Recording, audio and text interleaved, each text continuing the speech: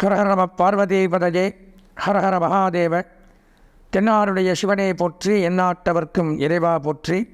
அன்பார்ந்த எங்களுடைய டிவோட்டினேஷன் தமிழ் தொலைக்காட்சி நேயர்களுக்கு உங்களுடைய ஜோதிட ஆச்சாரியர், ஜோதிட குரு சிவஸ்ரீ சரவணமாணிக்க சிவாச்சாரியர், முதல்வர் காஞ்சி காமகோடி பீடம், வேத சிவாகம பாடசாலை, சங்கரமடம், காஞ்சிபுரம், அடியனுடைய பணிவான வணக்கங்கள் மற்றும் ஆசீர்வாதங்கள். இப்போ எங்கள்கிட்ட ஜாதகம் நிறைய பார்க்குறாங்க. இப்போ ஆன்லைன் மூலமாகவே நீங்களே இந்த வீடியோவை பார்த்துட்டு பார்க்குறீங்கன்னு வச்சுக்கோங்க. அவங்களுடைய எல்லாருடைய கேள்விகள் அப்படின்னு பார்த்தோம்னா, சாமி எனக்கு இந்த யோகம் இருக்கா, எனக்கு அந்த வீடு கட்டுற யோகம் இருக்கா, எனக்கு வாகனம் வாங்குகிற யோகம் இருக்கா, திருமண யோகம் எப்போ வரும், எல்லாருமே எனக்கு லாட்ரி வாங்கலாமா, இந்த யோகம் இருக்கா, அந்த யோகம் இருக்கா, அதிர்ஷ்டம் இருக்கா, இது ஒரு எல்லாருடைய ஆசையான ஆவலான கேள்வி எனக்கே இருக்கும்.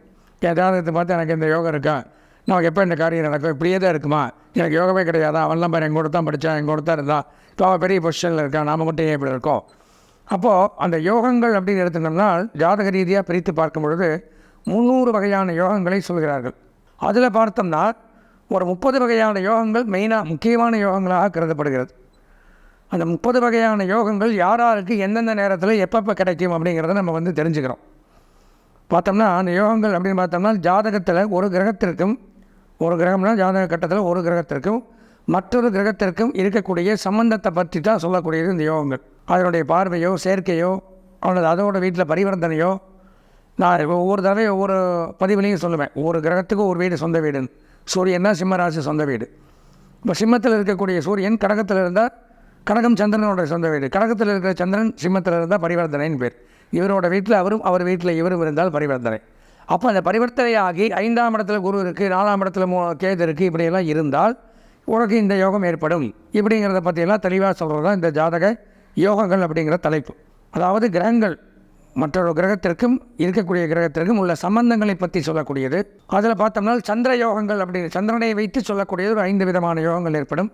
சூரியனை வைத்து சொல்லக்கூடியது 5 விதமான யோகங்கள் ஏற்படும். இதனால் சந்திரனை வச்சு சொல்லக்கூடிய யோகங்கள் அப்படின்னு எடுத்துட்டால் துருதுரா யோகம், அனபா யோகம், சுனபா யோகம், இதெல்லாம் யோகத்துடைய பேர் நிறையா இருக்குது. இந்த மாதிரி ஹேமத்ரிம யோகம், நமக்கு தெரிஞ்ச யோகத்துடைய பேர், இதற்குலாம் பலன்கள் உண்டு. கஜகேசரி யோகம், சந்திரமங்கல யோகம், அதியோகம், சகட யோகம். அப்புறம் சூரியனை வச்சு சொல்லக்கூடியது பார்த்தோம்னா வேசி யோகம், வாசி யோகம், சுப உபயச்சாரி யோகம், அப்புறம் பஞ்ச மகாபுருஷ யோகங்கள் பேர், பத்ர யோகம், ரிச்சக யோகம், சச்ச யோகம், ஹம்ச யோகம், மாலவிய யோகம், இப்படி. இதுக்கப்புறம் பொதுவான யோகங்கள் அஷ்டலட்சுமி யோகம், இதெல்லாம் யாருக்கு ஏற்படும் அப்படிங்கிறதெல்லாம் தெரிஞ்சுக்கணும்.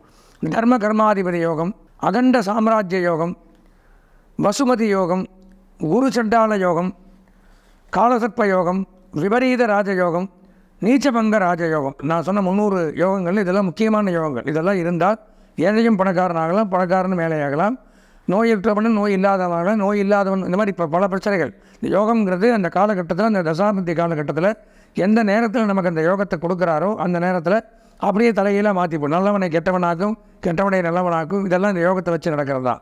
நல்லா இருந்தார், நேற்று வரைக்கும் பார்த்தா ஆடி காரில் போனார், இன்றைக்கி என்ன சைக்கிளில் போகிறார் அப்படின்னு நம்ம நினைக்கலாம். அதுக்கு இந்த மாதிரி யோகங்கள் மாற்றிக்கிறோம். நேற்று வரைக்கும் சைக்கிளில் போயின்றவங்க திடீர்னு எப்போ என்னடா ஆச்சு, லாட்டரி ஏற்றி அடிச்சிச்சா கேட்குறமா இல்லையா, அந்த யோகம். அந்த யோகம் எப்படி நமக்கு கிடைக்குது, எப்படி திடீர் முன்னேற்றம், திடீர் வளர்ச்சிக்கு நீ என்ன பண்ண, 2 பேரும் ஒரே தொழில் தானே பண்ணுறோம். இதெல்லாம் நடக்குது, நம்ம கண்கூட பார்க்கணும். இல்லாத யாரும் சொல்கிறதில்ல, கண்கூட நடக்கும். ஒரே டேரக்டர் 10 படம் இருக்கிறார், ஒரு படம் நல்லா பிச்சுன்னு போகும், இது 9 படம் ஓடுறதில்ல. காரணம் அந்த டைமில் இவருக்கு அந்த யோகம் இருக்கும். படத்தில் ஒன்றுமே இருக்காது, ஒரு விஷயம் இருக்காது. இந்த 9 படத்தில் நிறைய விஷயங்கள் இருக்கும், ஆனால் அது எடுபடாது. காரணங்கள் அவருடைய யோகங்கள். உதாரணத்துக்கு சொல்கிற, யாரையும் குறிப்பிட்டு சொல்லலை, உதாரணங்கள் தான். அப்போ அந்த உதாரணத்துக்கு இந்த யோகம் அப்படிங்கிறது கை கொடுக்கும். நம்ம தசாபதிகள் பார்த்துருக்கோம், ராசி பலன்கள் பார்த்துருக்கோம், லக்ன பலன்கள் பார்த்துருக்கோம். அடுத்ததாக பார்க்குற தலைப்புங்கிறது அந்த யோகங்கள். யோகங்கள் மூலமாக எந்தெந்த காலகட்டத்தில் என்னென்ன நடக்கும், அதுக்கு நம்ம என்ன பண்ணணும் அப்படிங்கிறது தான் இந்த பதிவில் நம்ம பார்க்குறோம். யோகங்கள் அப்படிங்கிற பதிவில் இப்போ பார்க்குற யோகத்திற்கு பேர் சச்ச யோகம்னு பேர். சச்ச யோகம் அப்படின்னா எப்படி, அப்படின்னா என்ன அர்த்தம், அதனுடைய எதனால் அந்த யோகம் ஏற்படும், அதனுடைய பலன்கள் என்னங்கிறது தான் நம்ம விரிவாக பார்க்குறோம். சகஜயோகம் அப்படிங்கிறது சனி பகவானை பொறுத்து வரக்கூடியது. சனி பகவான் ஒருவருடைய ஜாதகத்தில் ஆட்சி பலம் பெற்று விளங்குறது. ஆட்சி பலம்லாம் எந்த ராசிக்கு அவர் ஆட்சி, சனியோட வீடு எது, மகரம் கும்பம், இது 2 சனியோட வீடு. மகரத்திலேயோ கும்பத்திலேயோ சனி பகவான் இருந்தாலும் உச்சமாக இருக்கக்கூடிய வீடுகளில் அதே மாதிரியே கேந்திரங்களில் நின்னாலும் இது இந்த யோகம் ஏற்படும் சொல்கிறாங்க. ஆட்சிங்கிறது இந்த 2 பொதுவாக மகர கும்ப ராசிக்காரர்கள் இந்த யோகத்துக்கு ஆளாவாங்க. நல்லா பார்க்கணும், இந்த மகரம் கும்பம் 2 ராசி நேயர்களும் இந்த சச யோகத்திற்கு கட்டுப்பட்டவர்கள் அவங்க கண்டிப்பாக இந்த பதிவை பார்த்து இதில் என்ன இருக்கோ தெரிஞ்சுக்கலாம்.